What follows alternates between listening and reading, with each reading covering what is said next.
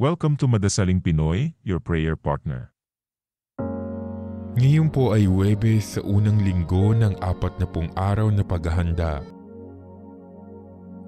Ang mabuting balita ng Panginoon ayon kay San Mateo.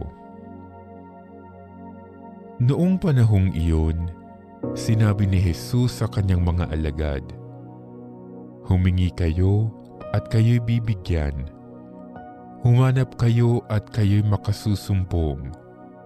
Kumatok kayo at ang pinto'y bubuksan para sa inyo.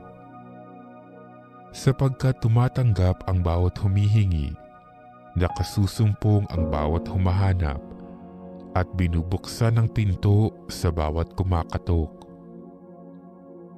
Bibigyan ba ninyo ng bato ang inyong anak kung humihingi ng tinapay? Bibigyan ba ninyo siya ng ahas kung humihingi ng isda? Kung kayo na masasama ay marunong magbigay ng mabubuting bagay sa inyong mga anak, gaano pa kaya ang inyong amang nasa langit?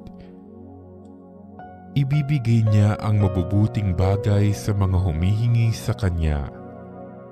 Kaya gawin ninyo sa inyong kapwa ang ibig ninyong gawin nila sa inyo.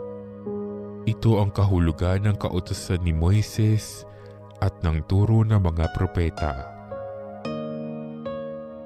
Ang mabuting balita ng Panginoon.